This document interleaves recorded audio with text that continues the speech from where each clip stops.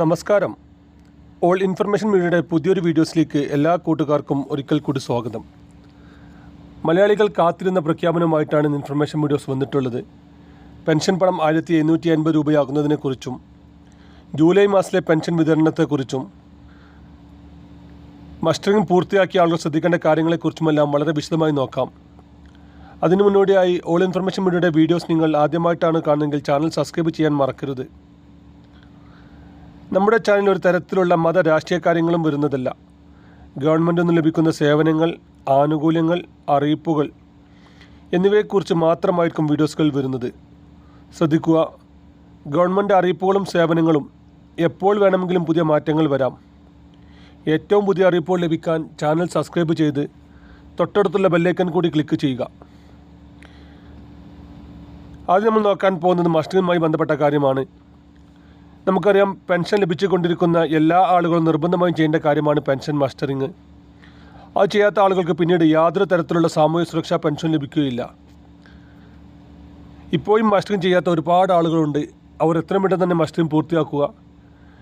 തൊട്ടടുത്തുള്ള അക്ഷയ കേന്ദ്രങ്ങൾ വഴി, അതല്ലെങ്കിൽ അക്ഷയ കേന്ദ്രങ്ങൾ നേരിട്ട് നടത്തുന്ന, അതായത് വാർഡ് മെമ്പർമാർ സൗകര്യം ചെയ്ത് കൊടുക്കുന്ന മസ്റ്ററിങ് ഉണ്ട്. അവിടെ നിന്ന് മസ്റ്ററിങ് പൂർത്തിയാക്കുക. എന്നാൽ ഇപ്പോൾ മസ്റ്ററിങ് ചെയ്ത ഒരുപാട് ആളുകളുണ്ട്. അവരെല്ലാം ശ്രദ്ധിക്കേണ്ട ഒരു കാര്യമുണ്ട്.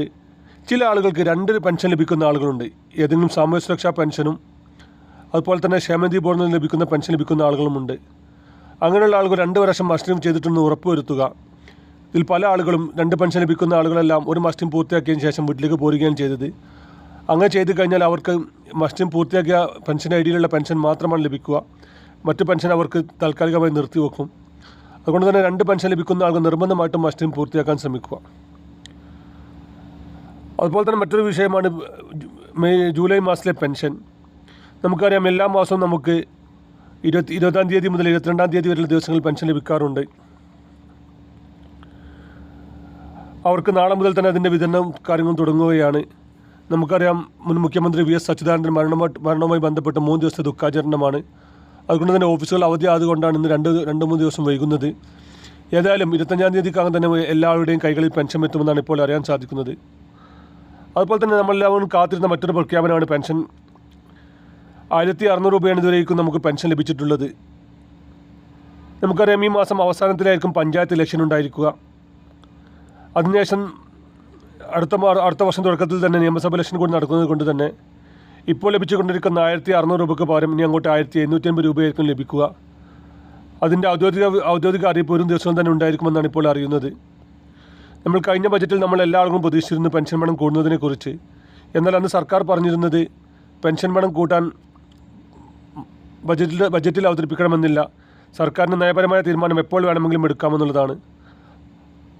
ഏതായാലും വരും ദിവസങ്ങൾ തന്നെ ഇതിൻ്റെ ഔദ്യോഗിക പ്രഖ്യാപനം ഉണ്ടാവുമെന്നാണ് ഇപ്പോൾ അറിയാൻ സാധിക്കുന്നത്. വീഡിയോ ഇഷ്ടപ്പെട്ടെന്ന് കരുതുന്നു. ഇതുപോലത്തെ ഇൻഫോർമേറ്റീവായ വീഡിയോകൾക്ക് വേണ്ടി ചാനൽ സബ്സ്ക്രൈബ് ചെയ്തിട്ട് കൂട്ടുകാരിലേക്ക് ഷെയർ ചെയ്ത് കൊടുക്കുക. ഇനി നമുക്കൊരു പുതിയ വീഡിയോസുമായി കാണാം. അതുവരേക്കും എല്ലാ കൂട്ടുകാർക്കും നന്ദി, നമസ്കാരം.